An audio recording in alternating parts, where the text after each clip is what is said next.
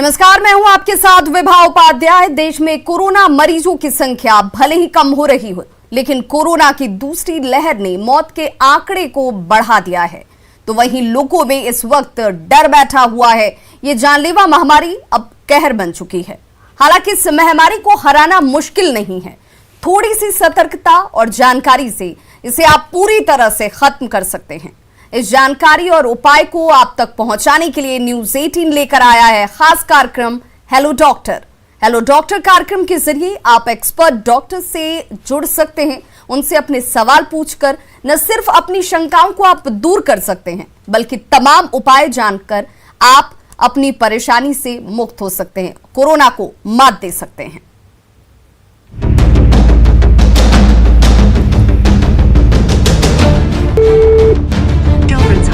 What is your emergency?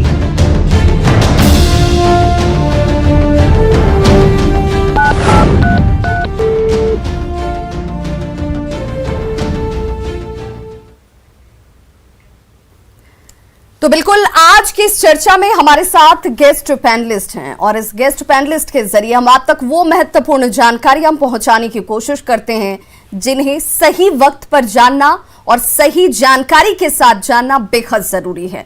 हमारी कोशिश है कि आप घर पर रहकर उन जानकारियों को, उन दवाओं को, अपने उन शंकाओं को दूर कर सकें जिससे आप आशंकित हैं, सशंकित हैं, और एक एक महत्वपूर्ण जानकारी आप तक नामचीन डॉक्टर लेकर पहुंचते हैं। आप अपने छोटे से छोटे सवाल, हर एक शंका का समाधान न्यूज़ 18 बिहार झारखंड के जरिए पा सकते हैं। आप कॉल करें, अपनी शंकाओं को दूर करें और हमारे साथ लगातार डॉक्टर्स की टीम मौजूद रहेगी जो आपको तकरीबन 1 घंटे तक हर वो सवाल का जवाब देगी जो आपको इस वक्त परेशान कर रही है। क्या करें, क्या ना करें, कौन सी दवाओं का सेवन जरूरी है, क्या वैक्सीन लेना जरूरी है, वैक्सीन लेने के बाद क्या किसी तरह की परेशानी का सामना आपको करना पड़ रहा है, क्या आपको लगता है कि आपके अंदर कोरोना के लक्षण पैदा हो रहे हैं और क्या ये लक्षण कोरोना ही है।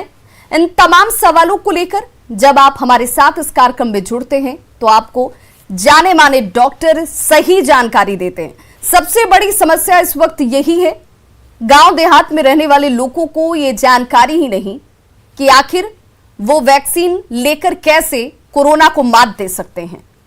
उन्हें जो सर्दी, खांसी, जुकाम या बुखार की समस्या हो रही है वो वायरल नहीं है, वो सिर्फ टाइफाइड के लक्षण नहीं है, वो कोरोना है। और ऐसे में आपकी संजीदगी, आपकी सतर्कता, आपका सही समय पर डॉक्टर के साथ सही जानकारी आपको जीवन दे सकता है, आपको परेशानियों में जाने से पहले रोक सकता है।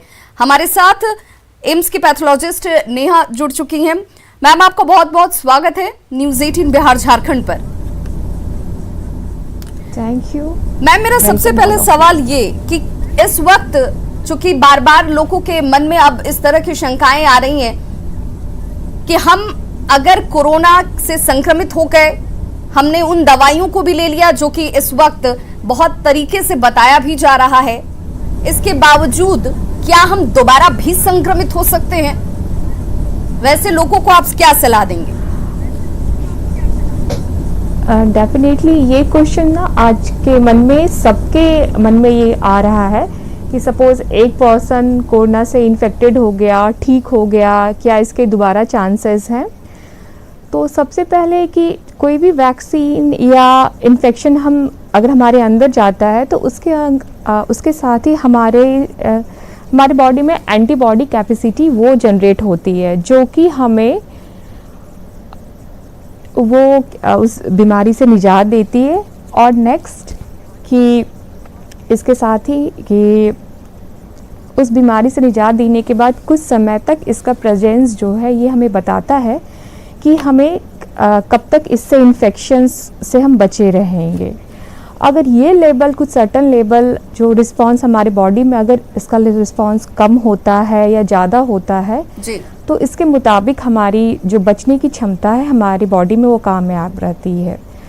तो हमें इस बात से ज्यादा परेशान होने की जरूरत नहीं है कि क्या एक बार हम पॉजिटिव हो गए तो क्या दोबारा भी हो सकते हैं। क्या पॉजिटिव आप हो भी जाते हैं तब भी सही वक्त पर सही उपचार से आप बच सकते हैं। और कोरोना वैक्सीन जो आपके सामने इस वक्त जीवन रक्षक के तौर पर मौजूद है, उसको लेने के बाद आप ये तो जरूर मान सकते हैं कि आप किसी गंभीर समस्या से परेशान नहीं होंगे। हमारे साथ एक कॉलर जुड़ गए हैं, उमाशंकर अररिया से। उमाशंकर, आप अपना सवाल पूछिए। जी मैम, हेलो जी, आप अपना सवाल पूछिए। मेरा सवाल ये था मैम कि कोविड का जब टीका लगाते हैं जी, उसके बाद बुखार आना क्या जरूरी होता है क्या?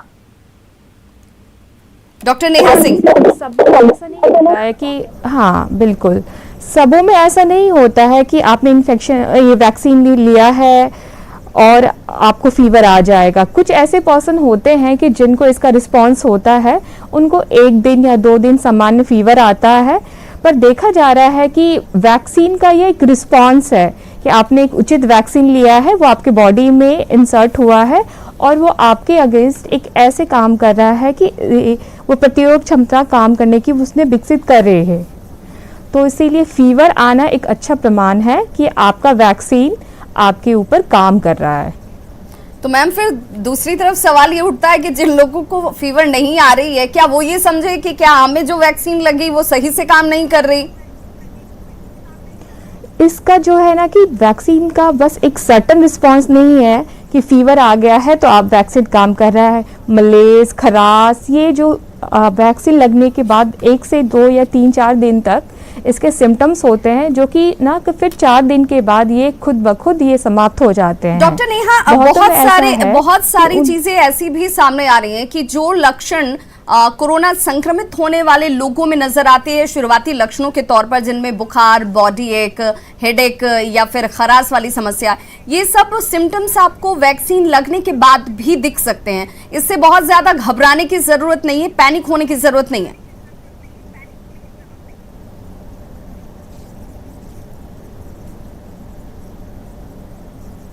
डॉक्टर नेहा, मैंने ना आप अपने क्वेश्चन फिर से पूछ सकते हैं, क्योंकि डॉक्टर नेहा, लोगों के बीच ये जानकारी भी जाना जरूरी है कि क्या जो कोविड के मरीजों में जो शुरुआती लक्षण होते हैं, ये वो लक्षण हैं जो आप अगर वैक्सीनेट होते हैं, टीका लेते हैं, तो शुरुआती 1-2 दिनों में आपको वही गले की खराश, हेडेक, बॉडी एक, ये तरह के सिम्टम्स आ सकते हैं। तो आपको बहुत ज्यादा पैनिक नहीं होना चाहिए। दैट इज़ ट्रू कि अगर आपने वैक्सीन लिया है और किसी पर्सन को कोविड इन्फेक्शन हुआ है, सामान्य दिनों के जो सिम्टम्स होते हैं उन दोनों में बिल्कुल एक ही जैसे होते हैं। लेकिन आपने वैक्सीन लिया है, उसके इंड्यूस जो भी उसके जो लक्षण आते हैं, जैसे फीवर आना, सामान्य सर्दी खांसी, वो 1 से 2-3 दिन तक ही वो समाप्त हो जाता है। और अगर आपको माइल्ड कोविड का इन्फेक्शन अगर हुआ है जी, तो आप उस समय उचित रोकथाम करके, सही दवा का सेवन करके और बिल्कुल रेगुलर, बिल्कुल उस स्थिति में कि आपकी ऑक्सीजन दर क्या है, आपके रेस्पिरेटरी रेट क्या है, कब आपको आपकी दवा को चेंज करना है, आपके होम आइसोलेशन को छोड़ के अपने डॉक्टर्स से संपर्क करना है, इस बात का ध्यान रखा जाए। दोनों के शुरुआती सिम्टम्स एक हैं, लेकिन अगर आप सही तरह का इंटरवेंशन रखते हैं तो बिल्कुल जो है माइल्ड टू मॉडरेट या सिवियरिटी कोविड को बचाया जा सकता है। बहुत महत्वपूर्ण जानकारी डॉक्टर नेहा आप दे रही हैं। आशित नाथ, एक कॉलर हमारे साथ इस वक्त जुड़ गए हैं। आशित, आप अपना सवाल पूछिए। जी मैडम, हेलो जी, आप अपना सवाल पूछिए। मैडम, मैं 66 ईयर्स के हैं, 30 मार्च को पहला टीका लिए थे। जी, 22 मई?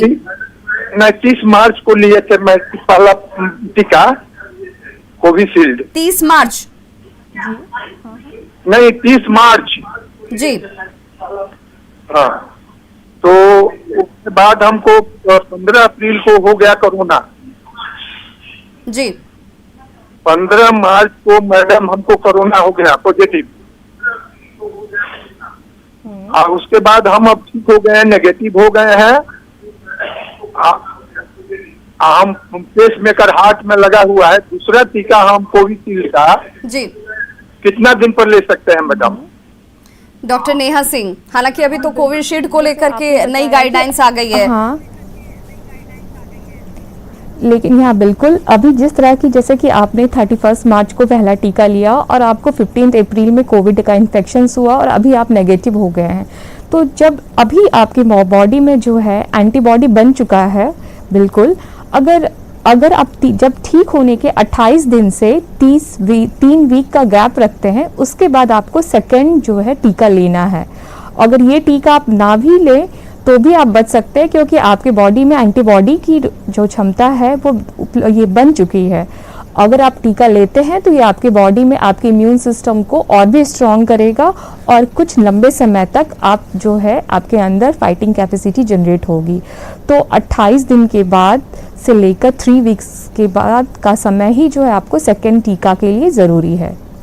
लेकिन साथ ही साथ डॉक्टर नेहा, चूंकि अभी कोविशील्ड के टीके से संबंधित जो नई गाइडलाइंस है उसमें जो टेन्योर है, जो टाइम पीरियड है, उसे बढ़ा दिया गया है। अब लोग जो दूसरी डोज हैं, जो उन्होंने पहली डोज ले ली है, वो दूसरी डोज में अब तकरीबन 84 दिनों के बाद ही उन्हें दूसरा टीका जो है वो मिलेगा। तो क्या ये इस दरमियान जो है आपके अंदर एंटीबॉडीज कदर डेवलप हो जाती है कि अब आपको घबराने की जरूरत नहीं है बहुत ज्यादा? या कोविशील्ड की स्टडी देखी गई है कि जिन पर्सन ने कंपैरिजन टू कोवैक्सीन की जो टीका लिया है, उनका जो रिस्पांस है ज़्यादा अच्छा हुआ है। और ये जो परसिस्टेंट जो लेवल ऑफ एंटीबॉडी जो काइनेटिक्स है, इनमें जो है काफ़ी दिनों तक की मात्रा में देखा गया है। तो कोविशील्ड डेफिनेटली एक अच्छा रिस्पांस है, लेकिन अगर उससे पहले भी अगर आप 3 वीक्स या 1 वीक का ऑल्टरेशन आप रखते हैं तो ये आपके इम्यून सिस्टम को जो है स्ट्रांग ही करेगा। बिल्कुल। हमारे साथ एक और कॉलर जुड़ गई हैं, वसुंधरा सुपौल से हमारे साथ जुड़ी हैं। वसुंधरा, आप अपना सवाल पूछिए। नाम आया सकते। वसुंधरा, अब तक हमारी आवाज पहुंच पा रही है तो सबसे पहले आप अपने टीवी के वॉल्यूम को म्यूट कर दीजिए या कम कर दीजिए, ताकि आपकी बात सही तरीके से हम तक पहुंच पाए। आप अपना सवाल पूछिए। हाँ मैडम, मैं ये जानना चाहती थी जी कि मैं इनहेलर लेती हूँ डेली, अस्थमा है हमको जी और एंटी एलर्जी डेली हमको डॉक्टर बताए हैं लेने के लिए। जी। तो क्या मैं सुई ले सकती हूँ, कोविड का इंजेक्शन ले सकती हूँ? डॉक्टर नेहा सिंह, आप जो है आप सीजनल एजमा से की आपकी दवा आपकी ट्रीटमेंट चल रही है, तो आप ऐसे में अब आपने जो इनहेलर ले रखा है और जो एंटी एलर्जिक दवाइयाँ ले रहती हैं, इसके साथ साथ अगर आप जो है सही समय पे अगर टीका लेंगी तो डेफिनेटली जो है टीका आपके एजमा के ऊपर कोई खास असर नहीं देगा, जबकि ये और भी प्रोटेक्ट करेगा। इसके साथ साथ अगर मास्क और रेगुलर सैनिटाइजेशंस का भी अगर आप ये यूज़ करेंगी तो आप और भी ज़्यादा प्रोटेक्टेड रहेंगी। तो बिल्कुल वसुंधरा, प्रियदर्शी हमारे साथ कॉलर जुड़ी थी, आपके सवालों का जवाब जरूर मिल गया होगा। और हमारे साथ इस वक्त डॉक्टर दिवाकर तेजस्वी भी, जो फिजिशियन है, हमारे साथ जुड़ चुके हैं। सर, आपका भी बहुत बहुत स्वागत है न्यूज़ 18 बिहार झारखंड पर। लगातार सवालों के क्रम में लोगों की शंका इस बात को लेकर हो रही है, जिसका जिक्र मैं डॉक्टर नेहा से भी कर रही थी। सर, इस वक्त वैक्सीन को लेकर बहुत ज़्यादा कंफ्यूजन लोगों के अंदर है कि क्या हम वैक्सीन ले रहे हैं तो कोविशील्ड बेहतर कि कोवैक्सीन बेहतर? अगर इसको लेकर के इसके टेन्योर को बढ़ाया घटाया जा रहा है, इसका मतलब ये कम इफेक्टिव है क्या? हमने अगर इसकी एक डोज ले ली तो क्या दूसरी डोज इतने दरमियान बाद लगेगी? तो क्या इस बीच हमें कोरोना नहीं हो सकता है क्या? कैसे इनकी शंकाओं को आप दूर करेंगे?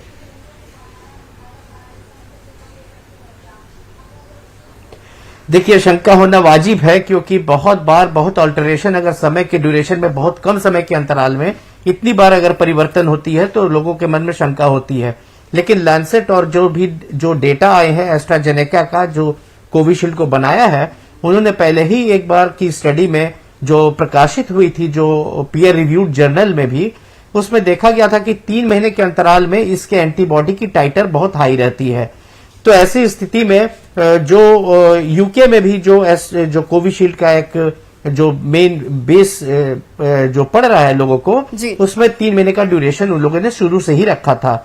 यहाँ पर जो डेटा आने उभरने शुरू हुए और लॉजिस्टिकली जो परेशानियां शुरू हुई, उसके हिसाब से कुछ एडजस्टमेंट करने की आवश्यकता आन पड़ी और उसी हिसाब से कभी 1 महीने का, कभी 1.5 महीने का, कभी 2 महीने का, कभी 4 महीने का गैप की बातें होने लगी, जो कि कंफ्यूजन का स्रोत बना। लेकिन यह स्पष्ट है कि एस्ट्राजेनेका जो कोविशील्ड है वो एक मानक प्रमाणिक वैक्सीन है, जिसकी एफिकेसी अच्छी है और एक डोज के बाद उसकी जो एंटीबॉडी की टाइटर रहती है वो करीब करीब 2 से 3 महीने तक अच्छे टाइटर देती है। और उस समय यदि दूसरा डोज पड़ता है तो उसके टाइटर का लास्टिंग वैल्यू बहुत ज्यादा रहता है। इसलिए 3 महीने तक का जो कोविशील्ड का प्रकाशित मानक जर्नल में भी प्रकाशित हुआ है, उसके एंटीबॉडी टाइटर की जो रिपोर्ट आई है जी। और ऐसे में महसूस किया गया कि जब पहली डोज के बाद यदि 3 से 4 महीने के भीतर भी दूसरी डोज दी जाती है तो इसका टाइटर मेंटेन रहेगा और पहली डोज के बाद भी काफी हद तक इसका टाइटर रहता है, इसलिए बचाव होती है, लेकिन पूरी तरह से बचाव नहीं होती है। इसलिए लोगों को पहली डोज के बाद भी उतना ही अप्रोप्रिएट कोविड अप्रोप्रिएट बिहेवियर अपनाने की आवश्यकता पड़ेगी जैसे कि कोई आदमी अगर वैक्सीनेटेड नहीं है उतना। बिल्कुल, यानी कि आपको अब जब ये ड्यूरेशन बढ़ा दिया गया है तब भी आपको उतनी ही सतर्कता बरतनी है, आप इसे लेकर कैजुअल अप्रोच नहीं रख सकते। हमारे साथ इस वक्त डॉक्टर प्रज्ञा मिश्रा चौधरी भी जुड़ गई हैं, स्त्री रोग विशेषज्ञ हैं। मैम, आपका भी बहुत बहुत स्वागत है। और हमारे साथ इस वक्त एक कॉलर जुड़ गए हैं, सुबोध, आपकी क्या परेशानी है, आप क्या जानना चाहते हैं? सर मैम, मेरी परेशानी है कि मेरी बेटी है, उसको कोविड 17 दिन पहले डिटेक्ट हुआ था, 4 तारीख को डिटेक्ट हुआ था RT-PCR में जी। तो उसके बाद मेडिसिन चली, दवाइयां चली हैं, फीवर आना बंद हो गया था पर खांसी कंटिन्यू उसका रह रहा था। डॉक्टर के कंसल्टेशन के बाद से इंजेक्शन दवाइयां स्टेरॉइड चलने के बाद अब थोड़ी कम हो गई है। 17 दिन हो गए इस बात को, लेकिन अभी भी जैसे खांसी होती है तो सांस फूलता है उनका, तो क्या करना चाहिए अभी? बेटी की उम्र कितनी है? 32 ईयर। डॉक्टर दिवाकर तेजस्वी, आप क्या सजेस्ट करेंगे इन्हें? देखिए, अभी चूंकि आपकी उनको इन्फेक्शन हुआ और उसके बाद जो लंग्स का इन्वॉल्वमेंट हुआ उसकी प्रतिशतता देखने की बात होती है कि कितने हद तक वो लंग्स को इन्वॉल्व किया है और कभी कभी किसी केसेस में लंबे समय तक इसके इफेक्ट देखने को मिलते हैं।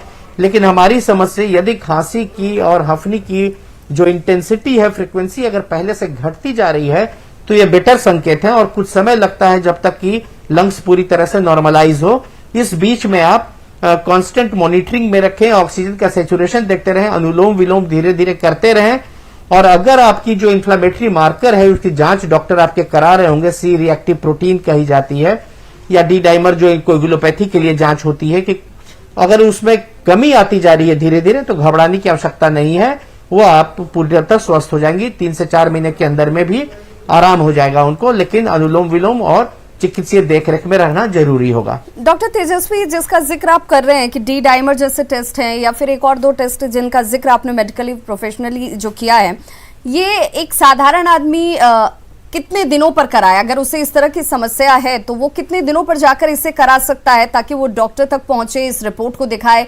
आश्वस्त हो कि उसके स्थिति में सुधार हो रहा है?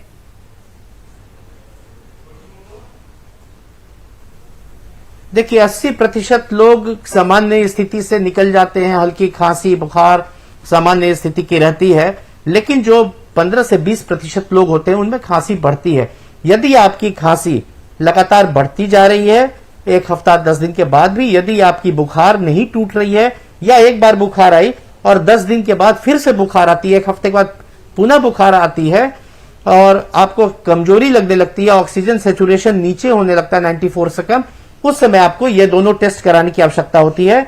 ये दोनों टेस्ट में जो CRP होता है, सी रिएक्टिव प्रोटीन, वो इन्फ्लामेटरी मार्कर होता है, वो बताता है कि कोई जो इन्फ्लामेटरी रिस्पांस बॉडी का वायरस के अगेंस्ट में है वो कितना स्ट्रांग है और वो इन्फ्लामेटरी जो रिस्पांस होता है वो अपने लंग्स को डैमेज भी करना शुरू कर देता है। तो अगर CRP बहुत ज्यादा बढ़ी रहती है तो उस इन्फ्लामेटरी रिस्पांस को रोकने के लिए स्टेरॉइड चलाने की आवश्यकता पड़ सकती है कुछ समय तक के लिए। यानी आपको इसके बाद भी डॉक्टरी सलाह की जरूरत बनती है। कार्डियक इशू है या आपको ब्लड प्रेशर का इशू है जी, और 1 हफ्ते 10 दिन में अगर आपको बढ़ने लगता है तो जरूर से आपको डॉक्टरी सलाह की आवश्यकता है। और डी डाइमर है कोगुलोपैथी का, जिसमें कभी कभी आप देखती होंगी कि ब्लड क्लॉट कर गया और हार्ट अटैक से दिक्कत हो गई, डेथ हो गई, ब्रेन में स्ट्रोक हो गया। वैसी स्थिति में जो इमोबाइल पेशेंट है, जिनमें चलना फिरना कम है और जो बेड पर हैं, जो ओल्ड एज के हैं, जिनमें कार्डियक इशू है, जिनमें और पहले का स्ट्रोक की हिस्ट्री है, उनको डी डाइमर करा करके उनको एंटी कोएगुलेंट की दवाइयां लेनी आवश्यक होती है। यदि इमोबाइल हैं, बहुत ज्यादा चलते फिरते नहीं, तो डी डाइमर बहुत आवश्यक होता है। और आपके लिए बहुत जरूरी इंफॉर्मेशन इस वक्त डॉक्टर दिवाकर तेजस्वी दे रहे हैं और आपको इन जानकारियों के अनुरूप अपने व्यवहार को इस दौरान बनाकर रखना चाहिए। कॉलर हमारे साथ जुड़ गए हैं बोकारो से, कंचन। कंचन, आप अपना सवाल पूछिए। मेरा सवाल ये है कि मेरा 1.5 साल का बेटा है, वो मैं उसको दूध पिलाती हूँ, तो क्या मैं वैक्सीन ले सकती हूँ? डॉक्टर प्रज्ञा मिश्रा चौधरी, मैं चाहूंगी कि आप इनके शंका का निवारण करें, इन्हें बताएं कि क्या इनके लिए सही है। हाँ, आप बिल्कुल वैक्सीन ले सकती हैं। जो नया जो गाइडलाइंस जो आया है गवर्नमेंट ऑफ इंडिया का, और इवन जो federation of obstetric and gynaecological societies of India का, उसके हिसाब से आप अगर ब्रेस्ट फीड कर रही हैं तो आप वैक्सीन ले सकती हैं। ये जो है, ये वैक्सीन का कुछ भी जो है ब्रेस्ट मिल्क में सिक्रीट नहीं होता है, इसीलिए आपको बिल्कुल चिंता करने की बात नहीं है। आप नॉर्मल ढंग से आप फीड भी कराइए, और जैसे आपका टर्न आता है तो आप वैक्सीन लीजिए, और आप दोनों डोज आप वैक्सीन ले सकती हैं, तो इसमें कोई चिंता की बात नहीं है। ऐसे में डॉक्टर प्रज्ञा मिश्रा, चूंकि इसे अभी लेकर तक के कुछ भी दिनों- काफी बदलाव आए हैं। पहले ये कहा जा रहा था कि जो प्रेग्नेंट लेडीज हैं, ब्रेस्ट फीडिंग मदर हैं, उनको वैक्सीन नहीं लेना चाहिए, चूंकि उनके ऊपर ट्रायल नहीं हुआ है, ये इसलिए सजेस्टेबल नहीं है, इससे बचना चाहिए। लेकिन चूंकि अब इसमें भी तब्दीली नजर आ रही है, तो लोगों के मन में सवाल कि फिर कौन से लोग ऐसे हैं जो नहीं ले सकते हैं वैक्सीन? जी देखिए, ऐसा है कि अभी तक आप बिल्कुल सही कह रही हैं। ये जो जैसे अमेरिका में ट्रायल हुआ था फाइजर वैक्सीन पे, तो वो जो है सो काफ़ी करीब 90,000 प्रेग्नेंट लेडीज़ पर हुआ था वो जी। फाइजर का, तो उसमें जो है वो बिल्कुल सेफ था।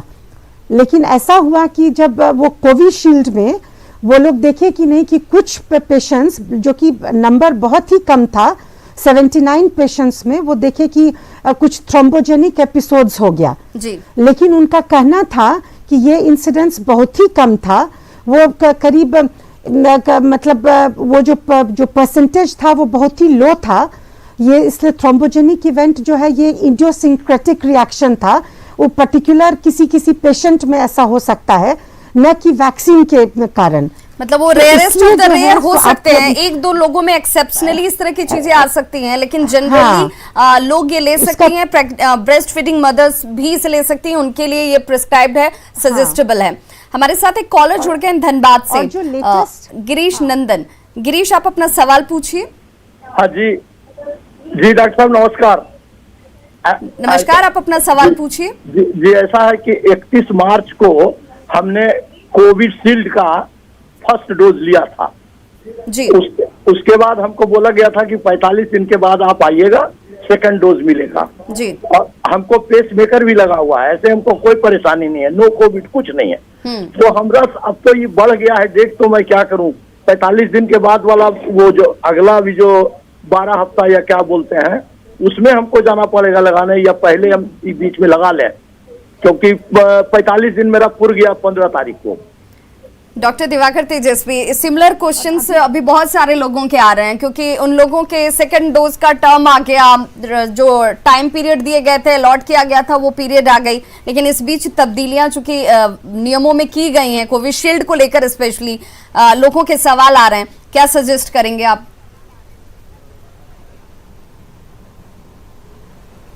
देखिए, हमारे ख्याल से आप कोविन पोर्टल पर जाएंगे और आपको एक्सेप्टेबिलिटी आती है आपकी, यदि 1.5 से 2 महीना के बीच में, जैसा कि जो पहले के चेंजेस हुए थे उसके अनुसार, तो आप जाकर के अभी ले सकते हैं, इसमें कहीं कोई परेशानी नहीं है। और जो आज के दिन में ले रहे हैं उनको फिर 4 महीने का जो वेटिंग आ रहा है, वो उनको शेड्यूलिंग उस तरह से हो सकती है। तो आप कोविड अपने पोर्टल पर देखें, आपको जब भी एक्सेप्टेबिलिटी उसमें मिलती है आप जाकर के ले लें।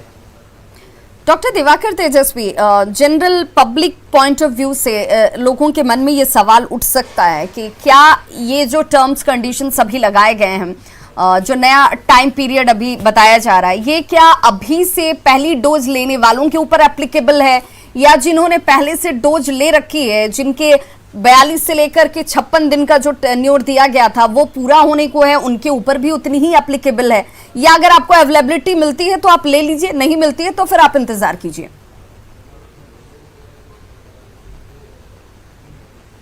जी, प्रैक्टिकली अभी यही स्थिति हो रही है, क्योंकि थोड़ी सी जो प्रोडक्शन में भी तो थोड़ी सी प्रॉब्लम आई थी कोविशील्ड के, क्योंकि जो रॉ मटेरियल बनते थे कोविशील्ड के यूएस से आने बंद हो गए थे, तो प्रोडक्शन कैपेसिटी भी कम हुई थी, हैम्पर हुई थी।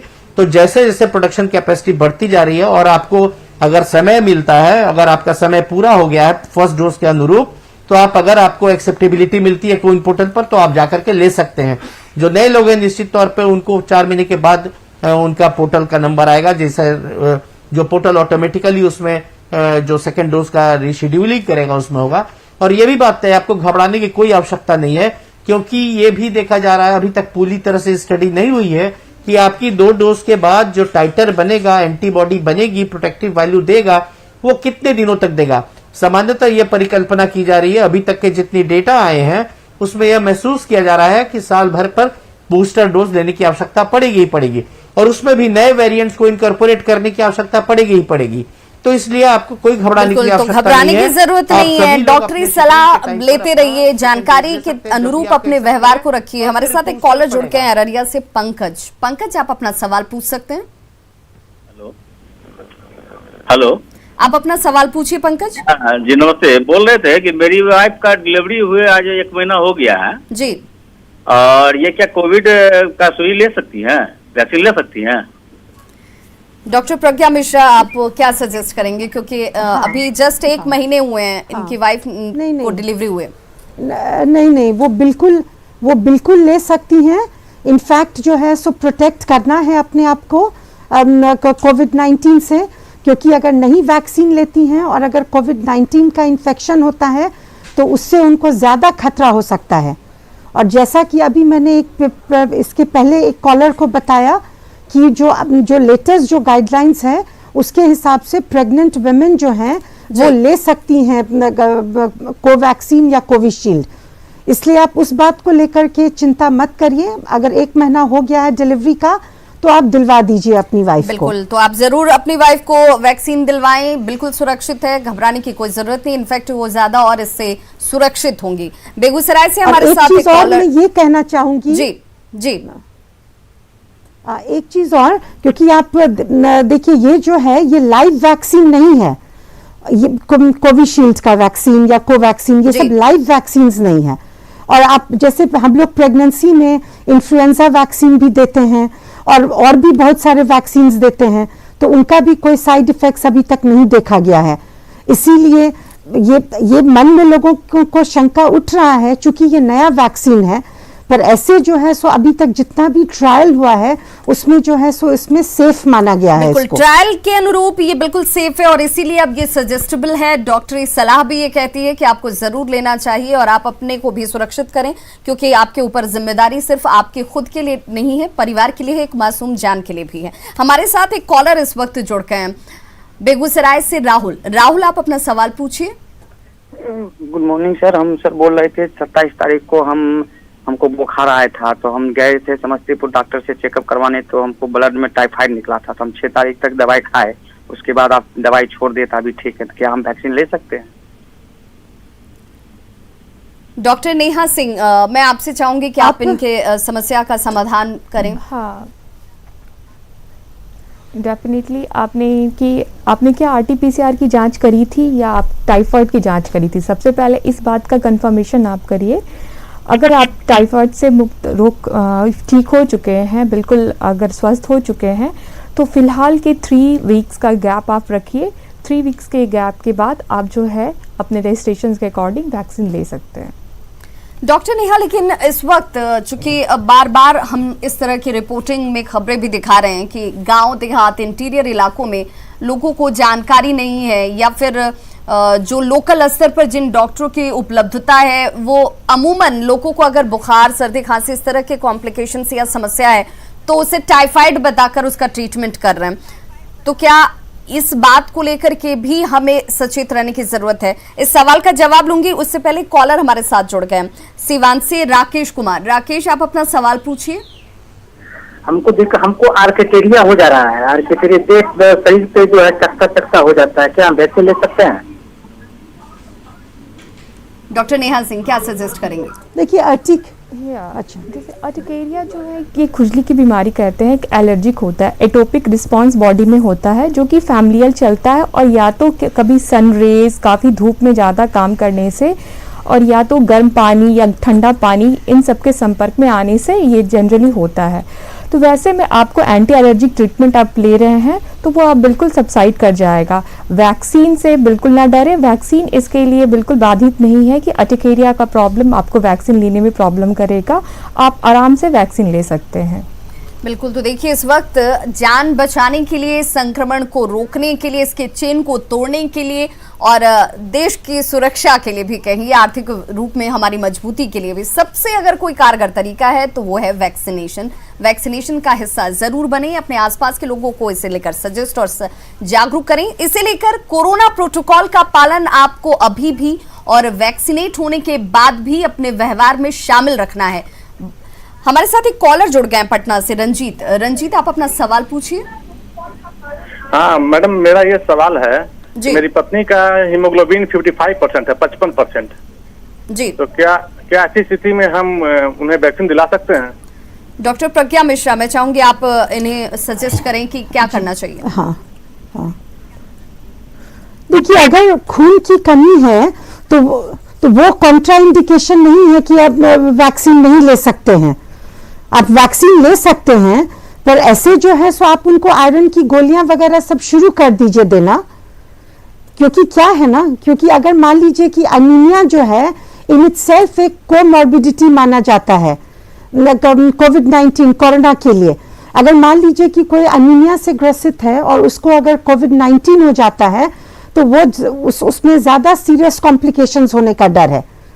इसीलिए बेहतर होगा कि नहीं कि आप वैक्सीन का जैसे उनका टर्न आता है तो वैक्सीन आप दिला दीजिए, पर साथ में जो है आप वो अनीमिया का ट्रीटमेंट भी साथ साथ करना शुरू कर दीजिए। बिल्कुल, तो ये दोनों एहतियाती कदम आप मेरी यही सलाह होगी। ये डॉक्टर प्रज्ञा मिश्रा की महत्वपूर्ण जानकारी आपको हासिल हो रही है और घर पर रह के सुरक्षित माहौल में और कोरोना प्रोटोकॉल जो है उसका पालन जरूर करें। पटना से ही हमारे साथ एक और कॉलर जुड़ के हैं, राजेश कुमार। राजेश, आप अपना सवाल पूछिए।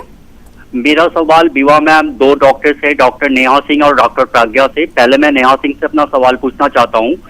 पेशेंट है 32 इयर्स ओल्ड और अर्टिकेरिया के पेशेंट्स है, तो वैक्सीनेशन हो सकता है या नहीं? डॉक्टर मेडिसिन लेवोसिट्रिजिन चल रहा है मैम, मेरी पूरी बात सुन लीजिए। लेवोसिट्रिजिन मेडिसिन चल रहा है। मैं PMCH के स्किन डिपार्टमेंट में भी गया था, उन्होंने मुझे सजेस्ट किया है कि आप पैक टेस्ट करवा लें, मतलब स्किन पे टेस्ट करा लें, उसके बाद आप वैक्सीन लें। तो ये स्किन डिपार्टमेंट के एक्सपर्ट का कहना है। मैं कम्युनिटी डिपार्टमेंट में भी गया था, उन्होंने बताया कि वैक्सीन लेने से कोई आपको प्रॉब्लम नहीं हुई, कोई रिटर्न नहीं मुझे दिया गया।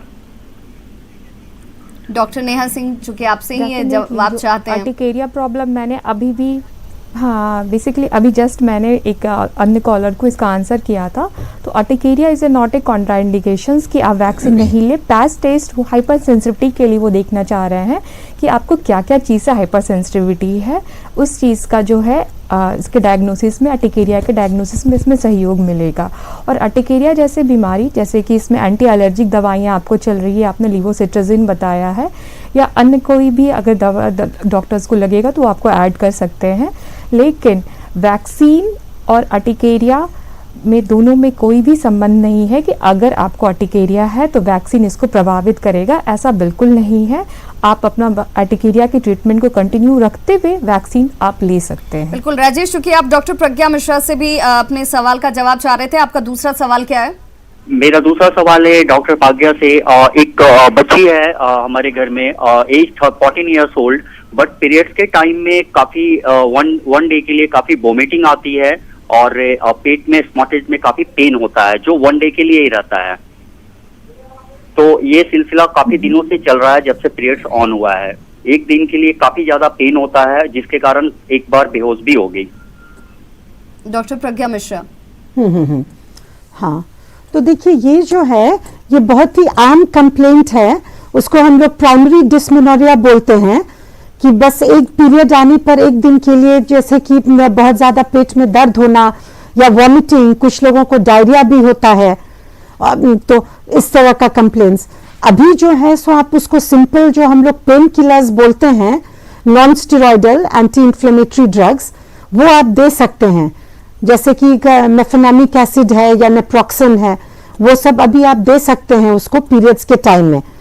लेकिन अगर मान लीजिए कि असहनीय दर्द अगर होता है तब जो है तो फिर उसको नेक्स्ट स्टेप में जो हम लोग क्या करते हैं कि ओरल कॉन्ट्रासेप्टिव पिल्स देते हैं हम लोग, अगर बहुत ज्यादा अगर दर्द हो, क्योंकि बेसिकली दर्द क्यों होता है, ये चूंकि ओव्यूलेशन के कारण, जिन लोगों को ओव्यूलेटरी साइकिल होता है उन लोगों को ही डिस्मेनोरिया ज्यादा होता है।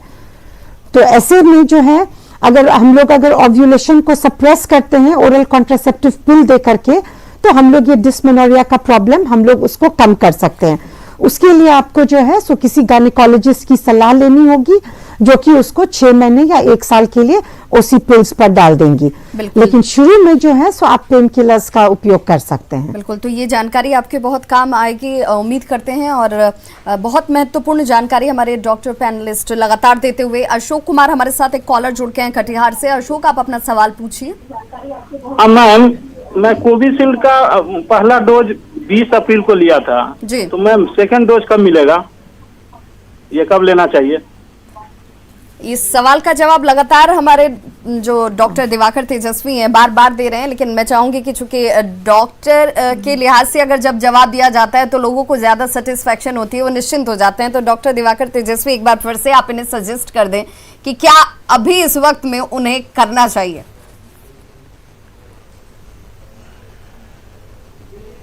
देखिए, अभी आपकी जब शेड्यूल आ रही है उस समय कोविन पोर्टल पर अपना आप डाल करके देख सकते हैं कि अगर आपको एक्सेप्टेबिलिटी आ रही है तो आप अभी ले सकते हैं 1.5 से 2 महीना के बाद जो शेड्यूल था। और इससे कोई घबराने की आवश्यकता नहीं है कि यदि आपको 1 हफ्ता 15 दिन बाद भी मिलता है तभी भी कोई घबराने की आवश्यकता नहीं है, क्योंकि ये देखा गया है कि 3 महीने तक में जो एंटीबॉडी का रिस्पॉन्स होता है बहुत हाई होता है। इवन 4 महीने का गैप जो अभी अनाउंस किया गया है उसको उसमें भी आप लेकर के, अगर आपको कोविन पोर्टल एक्सेप्ट नहीं करता तो आप बाद में भी ले सकते हैं। लेकिन ये भी बात है तय, क्योंकि आज मैंने आपको जब भी 2 महीने से 4 महीने के बीच में जब भी आपकी टाइम आती है आप ले लेते हैं, और उसके साथ साथ लेकिन बूस्टर पढ़ना ही पढ़ना है आज न कल, तो फिर आपकी टाइटर जो भी कमेगी उसको आपकी टाइटर बढ़ जाती है। तो इसलिए अभी कोई घबराने की आवश्यकता नहीं। अभी आप अपने पोर्टल पर जाएं, अगर आपको 2 महीने के अंदर में आपको एक्सेप्टेबिलिटी मिलती है आप जाकर के अभी ले लें, नहीं तो फिर अपना टर्न का वेट करें। आप तो आप उसे जरूर लगवा लें, लेकिन अगर नहीं मिल पाती है तब भी घबराने की जरूरत नहीं है। हमारे साथ एक कॉलर जुड़ गए हैं फैयाज मधुबनी से। फैयाज, आप अपना सवाल पूछिए। जी नमस्ते डॉक्टर साहब। आप अपना सवाल पूछिए फैयाज। जी, मेरा सवाल ये है कि मैं 4-5 साल पहले फैटी लिवर का पेशेंट हो गया था, तो क्या मैं कोविड वैक्सीन ले सकता हूँ कि नहीं? डॉक्टर दिवाकर तेजस्वी। हाँ, किस चीज के पेशेंट हो गए थे? Fatty liver. फैटी लीवर जी हाँ, फैटी लीवर तो आज बहुत कॉमन है। फैटी लीवर की ग्रेडिंग होती है, ग्रेड 1, ग्रेड 2, ग्रेड 3, ग्रेड 4। तो fatty liver grade 1 Indian population में बहुत कॉमनली देखा जाता है। फैटी लीवर कहीं से कोई कंट्राइंडिकेशन या उसमें कोई भी प्रॉब्लम नहीं है आपको वैक्सीनेशन लेने में। आप आराम से जाकर के अपना वैक्सीनेशन लें, अपने को सुरक्षित रखें और लोगों को भी सुरक्षित रहने के लिए प्रेरित करें।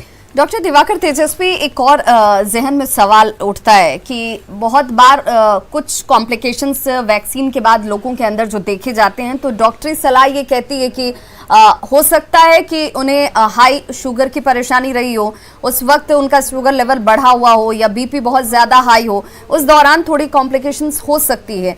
तो क्या एक आम आदमी जब वैक्सीनेट होने के लिए पहुंचता है तो उसे ये जांच करा कर की जानी चाहिए? क्योंकि बहुत सारे लोग तो ये जानते नहीं है कि उन्हें ये समस्या है या नहीं है। जिन लोगों को पता है वो तो उसको लेकर प्रिकॉशन बरत रहे होंगे या दवाइयां ले रहे होंगे, लेकिन जो एक आम आदमी जब पहुंचता है तो उसे पता नहीं होता है कि उसे है या नहीं है। तो वैसी स्थिति में क्या करना चाहिए? देखिए, यदि आपको कोई पहले से किसी तरह की कोई दवाई नहीं चल रही है, तब अगर आप अपने को स्वस्थ फील कर रहे हैं, किसी तरह से कोई परेशानी नहीं है, तो बहुत जरूरी नहीं होती कि आप अपनी शुगर की टेस्ट कराएं या बीपी की टेस्ट कराएं। लेकिन यदि आपको परेशानी लग रही है, कमजोरी लगती रहती है, चक्कर आता रहता है, सर भारी रहता है, प्यास ज्यादा लगती है, इस तरह के लक्षण अगर आपको हैं, तब निश्चित तौर पे आप पहले टेस्ट करा लेना चाहिए। क्योंकि अगर हाई ब्लड शुगर रहेगा या हाई बीपी रहेगी तो हाई ब्लड शुगर के कारण से इम्यून रिस्पांस जितना वैक्सीनेशन के बाद होना चाहिए उतना नहीं मिल पाता है, कॉम्प्लिकेशंस होती है। तो इसलिए अगर आपको किसी भी तरह के लक्षण है, पहले आप टेस्ट नहीं कराए लेकिन आप लक्षण को दाब करके रखे हुए या उसे लक्षण को आप नजरदाज करके रखे हुए, तब जरूर से टेस्ट कराएं अपनी बीपी की, शुगर की। ऐसे भी सामान्यतः हम लोग कहते हैं कि 35-40 के ऊपर के हैं तो साल में एक बार जरूर से अपनी टेस्ट करा लेनी चाहिए। बिल्कुल। तो ये और बहुत कोई भी व्यक्ति जो पहले से डायबिटिक है या ब्लड प्रेशर है या कार्डियक रोगी है, किडनी के रोगी हैं, वो लोग अपना इस स्टेबल कंडीशन में आराम से जाकर के वैक्सीनेशन ले सकते हैं। बिल्कुल, बहुत महत्वपूर्ण जानकारी डॉक्टर दिवाकर तेजस्वी। मुंगेर से हमारे साथ एक कॉलर जोड़ के आनंद, आप अपना सवाल पूछिए। यस मैम, नमस्कार, मैं आनंद बोल रहा हूँ। नमस्कार मैम, ये कह रहे थे हम तो हमारे पास ना 2 कंडीशन है मैम। एक तो हमारी मम्मी का ना अपेंडिक्स का ऑपरेशन हुआ था, 58 ईयर्स एज है, तो मैम उनको ब्लड प्रेशर भी है और कई तरह की समस्या भी है, तो इसमें मैम हम सुई ले सकते हैं कोविशील्ड का या नहीं ले सकते हैं? दूसरी चीजें ये थी मैम कि हमारी वाइफ छोटे बच्चे हैं, तो उनका मतलब बच्चे अभी दूध पी रहा है, तो उसमें मैम हम जानना चाह रहे थे कि वो सुई ले सकते हैं या नहीं ले सकते हैं। चलिए, लगातार हमारे डॉक्टर साहब तक ये जानकारी पहुंचा रहे हैं कि सुई लेने में ब्रेस्ट फीडिंग मदर जो है उन्हें कोई परेशानी नहीं है, वो ले सकती हैं, वो सुरक्षित भी है। हालांकि आपका दूसरा सवाल था कि आपकी माताजी जो है वो 58 साल की हैं और उन्हें कुछ समस्याएं भी हैं, बीपी की भी समस्या है, तो क्या वैसी स्थिति में वो ले सकती हैं कि नहीं वैक्सीन? ऐसे में डॉक्टर प्रज्ञा मिश्रा, आप क्या सजेस्ट करेंगे? देखिए, अपेंडिक्स का ऑपरेशन अगर बहुत ही डिपेंड करता है कि कितने दिनों पहले हुआ था। जी। ऐसे वैक्सीन लेने में और सर्जरी में कोई खास संबंध नहीं है, लेकिन अगर जनरल कंडीशन अगर अभी उनका बहुत अच्छा नहीं है और अगर वो वैक्सीन लेने नहीं जा सकती हैं, तो आप कुछ जैसे कि 2 हफ्ते या 3 हफ्ते वेट करके फिर उनको वैक्सीन दिलाइए। बट ऐसा नहीं है कि अपेंडिक्स का सर्जरी हुआ है तो इसके कारण आप वैक्सीन नहीं दिला सकते हैं, बल्कि बार बार हम लोग ये कह रहे हैं कि देखिए, आप सुनते होइएगा कि कोमॉर्बिडिटीज, अगर किसी को कोई भी कोमॉर्बिडिटी होता है, जैसे ब्लड प्रेशर हो, डायबिटीज हो या एस्मा हो, तो इन लोगों में कॉम्प्लिकेशन रेट जो है कोरोना का ज्यादा है। तो इनफैक्ट इन लोगों के लिए तो और भी ज्यादा जरूरी है कि आप वैक्सीन लीजिए, ताकि जो है कि अगर मान लीजिए कि अगर किसी को, कुछ लोगों को वैक्सीन के बाद भी माइल्ड सिम्टम्स होता है, तो वो जो है कम से कम वो कॉम्प्लिकेशन रेट कम होगा। बिल्कुल, कॉम्प्लिकेशन रेट कम हो, इसलिए ऐसे लोगों को पहले लेने की जरूरत है। और इनफैक्ट पहले चरण में जब इसकी शुरुआत हुई थी तो ऐसे ही लोगों को रखा गया था उस फेज में, ताकि जो लोग क्रॉनिक डिजीज से परेशान हैं या उस तरह के कॉम्प्लिकेशन से जूझ रहे हैं, उन्हें वैक्सीन जरूर लेना चाहिए। मधुबनी से हमारे साथ एक कॉलर जुड़ के मुरारी, आप अपना सवाल पूछिए। जी मैम, ये मेरी बहन है कंचना कुमारी जी, तो उनको 15 दिन पहले नवजात शिशु हुआ है, लड़का हुआ है जी, तो क्या वो वर्तमान में वैक्सीन ले सकती है?